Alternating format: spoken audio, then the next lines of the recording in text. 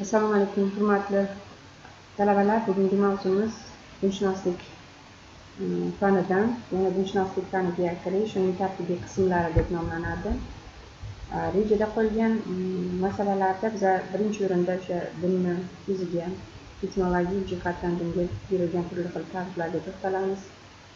Rejadagi ikkinchi masala dinshunoslik fanining o'ziga kelishi, fanning sohalari to'g'risida va fanning o'ziga xos bo'lgan funksiyalari haqida gapiramiz. Va rejalarda shuningdek dinlarning tasnifi haqida ham gap ketadi. Biz din haqida gapirar ekanmiz, din har bir jamiyatni taraqqiyoti yo'lida, undagi insonlarni ma'naviy barkamol qilib tarbiyalashda, umuman olganda diniy tafakkur tarixiy har bir zamonda insonlarni ezgulikka, komillik sari yetaklashga undovchi asosiy manba bo'lib xizmat qilganligini juda yaxshi bilamiz. Chunki birinchi prezidentimiz ham o'zlarining nutqlarida aytadilarki, dunyoviy va diniy qadriyatlar bir-birlarini to'ldirmas ekan, bugungi kunning og'ir va murakkab savollariga to'laqonli javob olish oson bo'lmaydi.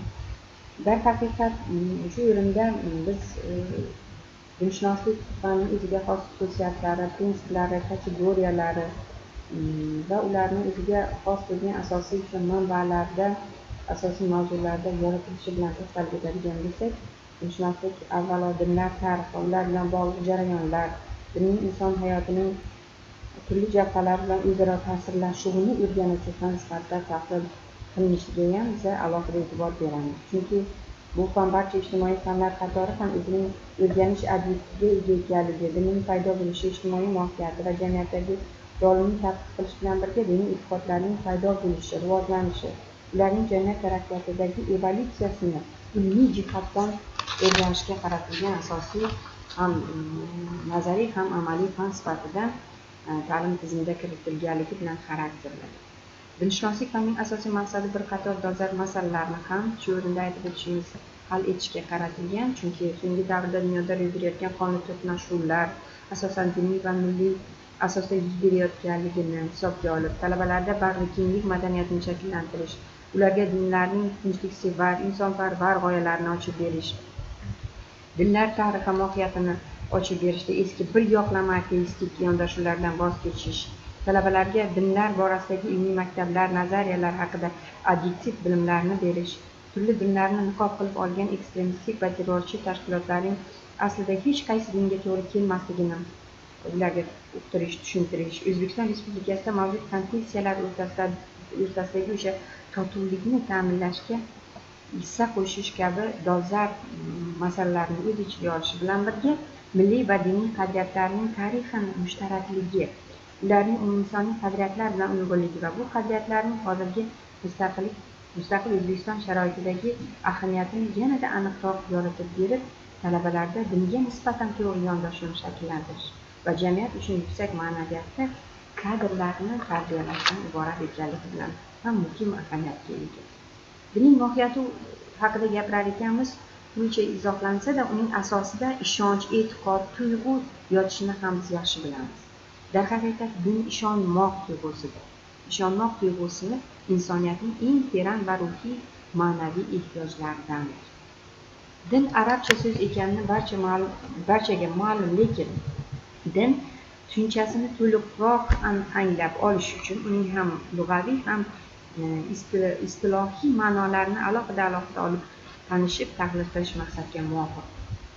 Arab tilidagi manbalarda qayd etilishicha, din so'zi dana fe'lidan yasalgan bo'lib, kimgadir bo'ysunmoq, bo'yin egmoq, itoat etmoq, kimdandir qarzdor bo'lmoq, e'tiqod qilmoq, qilgan ishiga yarasha mukofotlamoq.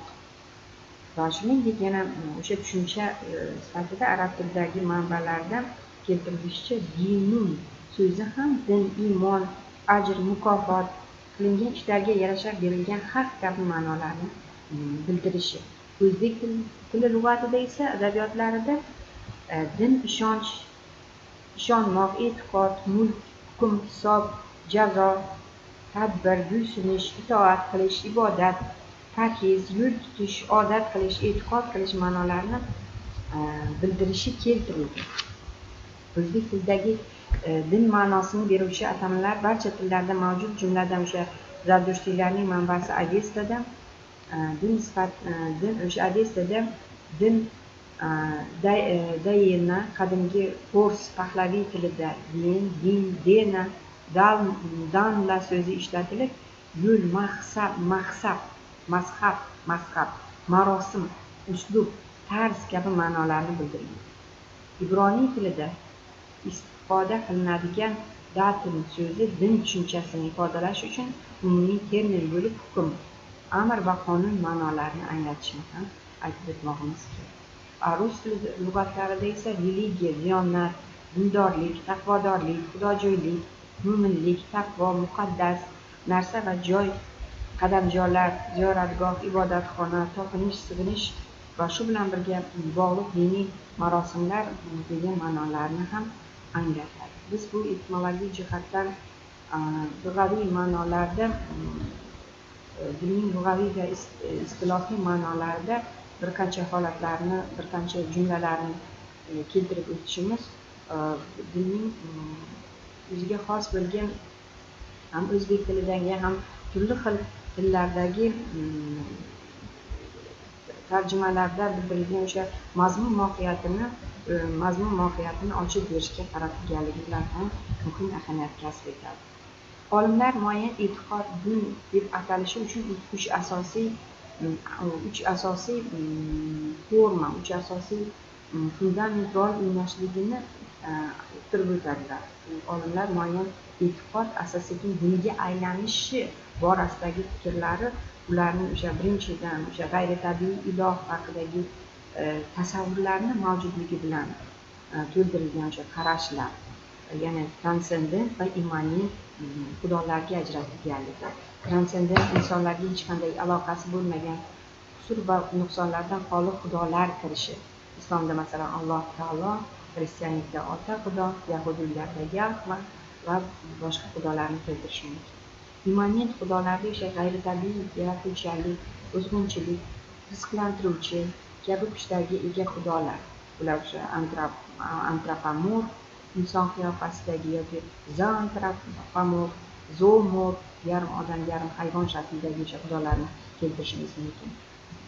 Biz bu haqidagi o'sha manbalarni o'sha qadimgi Misr, Yunon, Rim sivilizatsiyalari, zamonaviy Hindiston, Xitoy, Yaponiya mamlakatlari misolidan ham keltirishimiz mumkinki, immanent xudolar umuman olganda o'sha g'ayritabiiy yaratuvchilik, buzg'unchilik, rizqlantiruvchi kabi kuchlarga ega xudolar. Mana shu Misr xudolari, Yunonistonda o'sha diniy qarashlarni yuzaga kelishi bilan bog'liq bo'lgan turlicha qarashlarda o'z aksini topganligi bilan.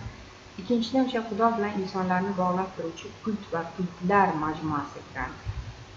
Bu yaratuvchi bilan insonni bog'lab turadigan ibodatlar, kultlar kundalik yoki mavsumiy yakka tartibdagi yoki jamoaviy ko'rinishda islom dinida masalan o'sha namoz mo'minning miroji, ya'ni Alloh taoloning huzuriga ko'tarilishi ma'nosida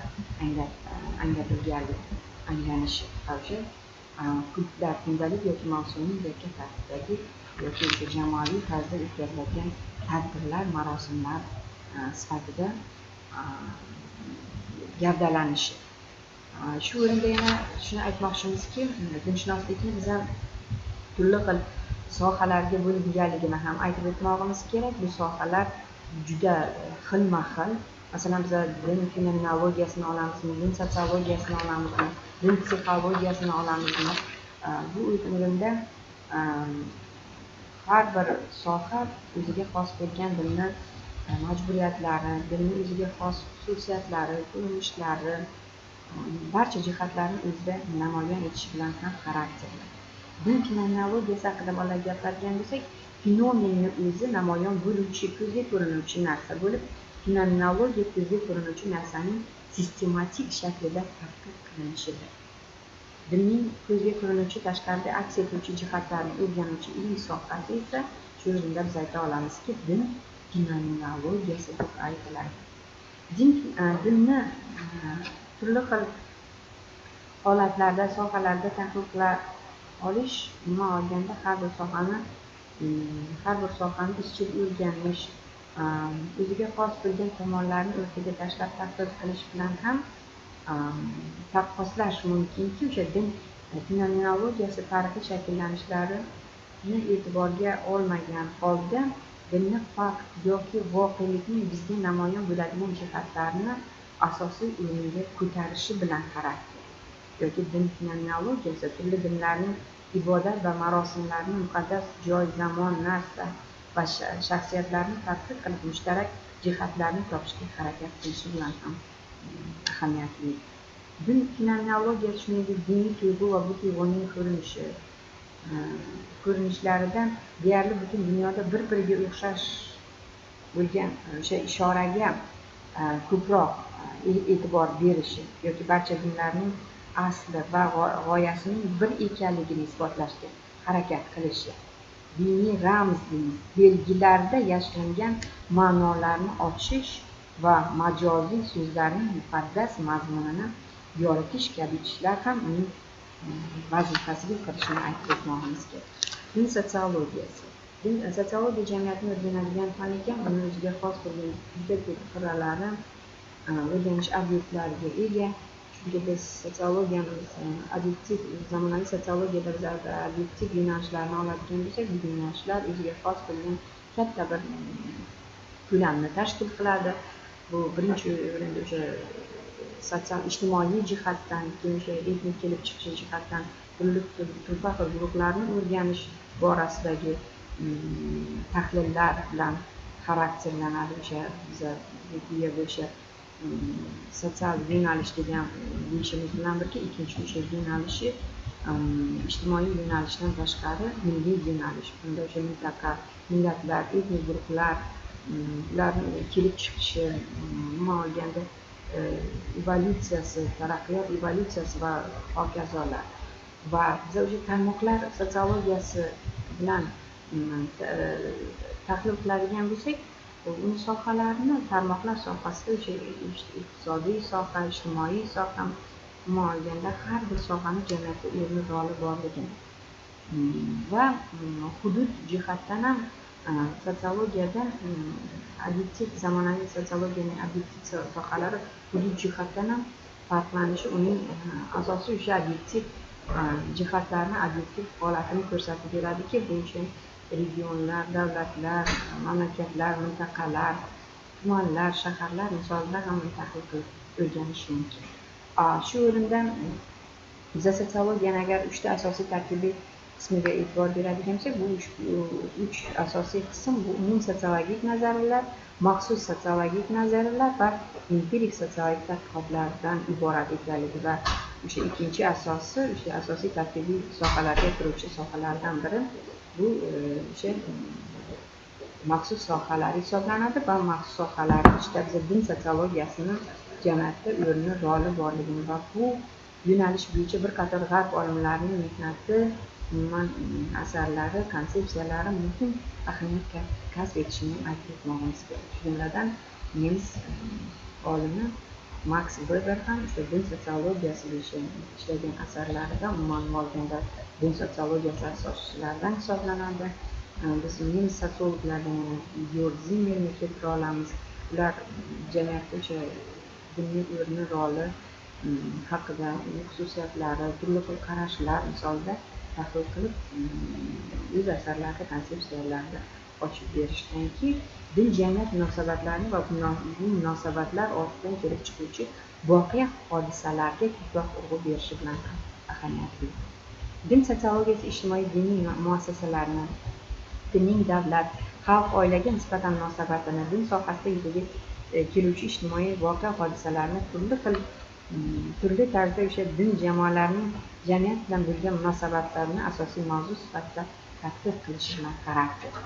Yoki din psixologiyasini oladigan bo'lsak, din psixologiyasi dinning psixologik jihatini shaxsning diniy tajribasida, inson ruhidagi asosiy xususiyatlari, xatti-harakatlarga bo'lgan ta'siri to'g'risida atroflicha to'xtaladi va kishining diniy hissiy tushuncha va yashash tarzi din psixologiyasining asosiy mavzusiga aylanganligini ham e'tirof etmoqimiz kerak.